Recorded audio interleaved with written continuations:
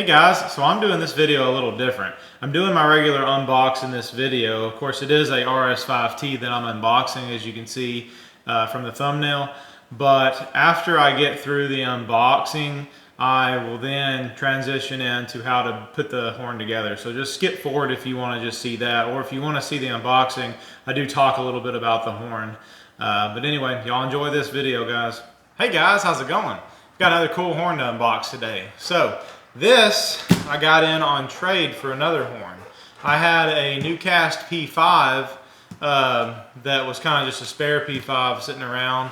It hadn't even been on the channel, and I ended up trading it for this horn. So let's get this opened up. This just came today, so it hadn't been sitting here very long. But anyway, it is pretty cool. I've been wanting another one of these.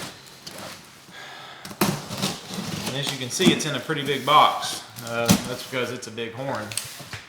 So, here we go.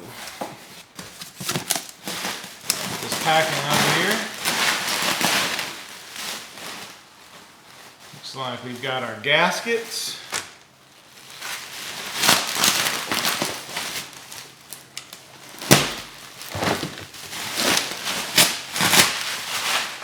A lot of packing. Here we go. I think these are the power chambers. So automatically you're going to know it's a Leslie, because we've got individual separate power chambers. As you know, the Nathan horns, they don't have separate power chambers. So here is one bell. Second, another power chamber. So we've got 5 power chambers. Another bell. Like another bell, which this would be the 25, I think. It could be the 31. That's the 25.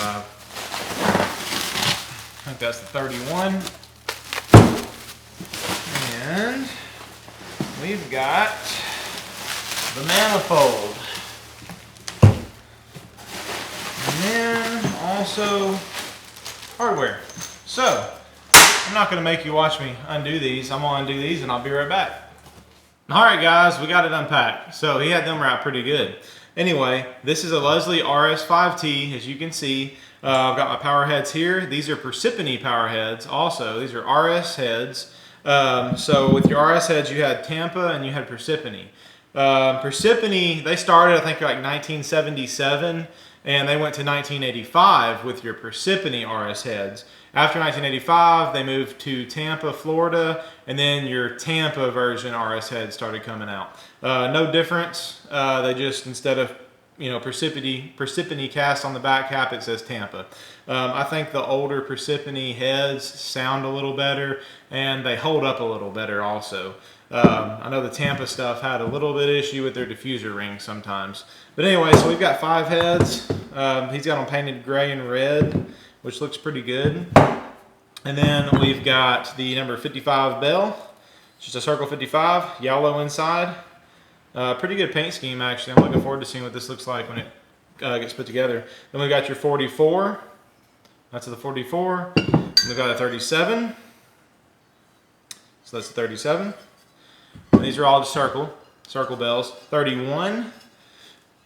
And then we've got the 25, which is your longest bell.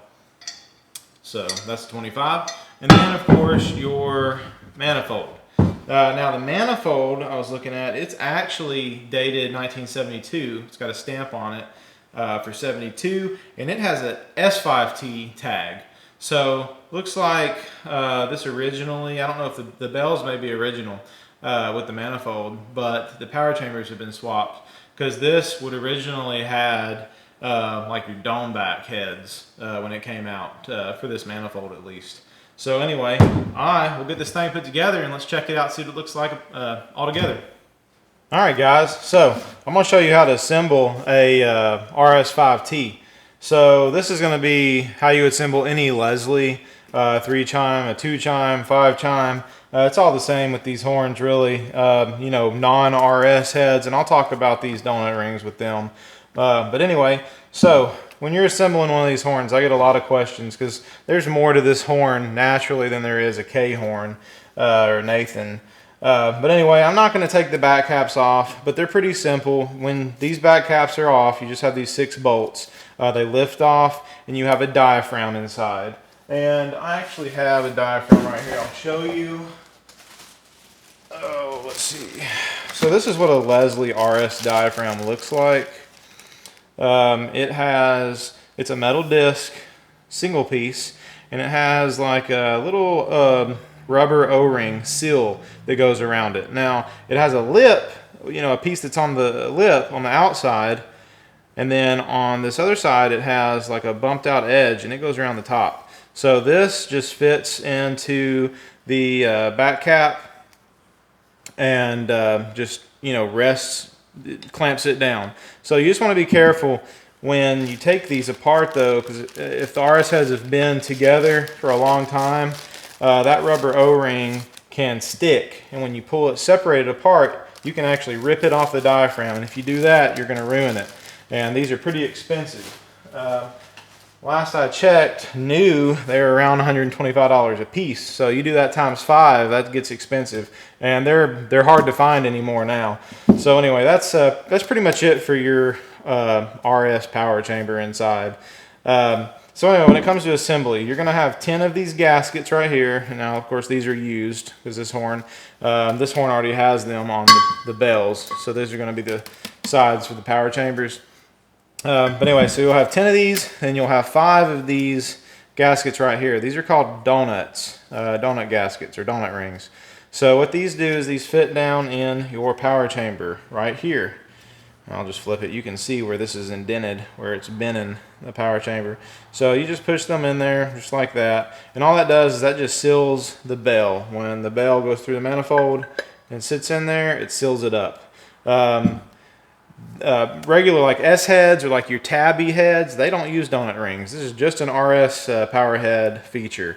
So on your older power head styles, you do not use one of these. If you have an issue with an older power head, you can try putting a donut ring in. Sometimes that'll solve it, sometimes it won't. So anyway, we've got this one in, so we're going to go ahead and put our first bell in. We'll just go ahead and do the 25. So the 25 goes in the middle. And I've already put anti-seize on these bolts, but this is what I'm using right here. It is a zinc dust petroleum anti-seize compound. It's called Jet Lube. You can get it on Amazon or eBay. Really good stuff. It just keeps your bolts from seizing up. Now I am putting this horn together with the bolts it came with, and they're pretty old and rusty and nasty. So I just threw some of this on there, and eventually I'll probably go through this horn and clean it up real good. But right now we're just going to assemble it how it came. Give it a blow and see what it sounds like. So anyway, let's put these guys over here. Now with your bells, you have a dowel pin, which is this right here sticking up, has a hole in it. This just feeds air to the power chamber from the manifold. And you have different dowel pin size holes. And that just allows certain volumes of air per bell to feed its power chamber. So you can bring in, the smaller the hole, the less air is going to go to the power chamber. It's not going to be as dominant as a bell, if that makes sense. The larger the hole, the more dominant the bell is going to be. So anyway, all you do is you slide that through. Your manifold has a hole for the dowel. So you just slide that through and make sure you have a gasket on. And like I said, this bell already has a gasket on it. So we're going to slide that on. I'm going to flip this around and you can see. There you go. Should be able to see there. Let me check this camera. Yep. So now I put my donut in the power chamber. We're going to take a gasket. Go ahead and slide it on over there. Just push it through the dowel. These go on pretty easy because they're used. They're already kind of stretched. Your new ones, you kind of force on a little bit. And you just push that on right there. So then you're going to grab your bolts and you bring them in from the front and go ahead and just hand tighten them in. And it's 3 per bell. So that is pretty much it. You're going to snug them down real good You don't want to torque them down real hard. That's not necessary. You just want to get them good and snug. You know, crush down your lock washer, and just make sure everything is sucked together real good. You know, when the bolts tighten down, it's going to suck that bell into that donut ring that we put in the power head. It's going to clamp down on these two gaskets and just seal everything up good, and that's what you want. So anyway, that's pretty much it. I'm not going to make you watch me put everything else together, but you just repeat that process with everything else. So let's see, the 37 I think would go over here. So again, you just slide the bell through. Sometimes you gotta kind of get the dowel lined up. If I can get that one in. There it goes. So you just slide it through like that. Grab you a power head, get you your donut, put it in there. So make sure that's in there. If you forget to install your donuts with RS heads, they will not work properly. Throw you another gasket on. Slide your head on, throw your bolt in.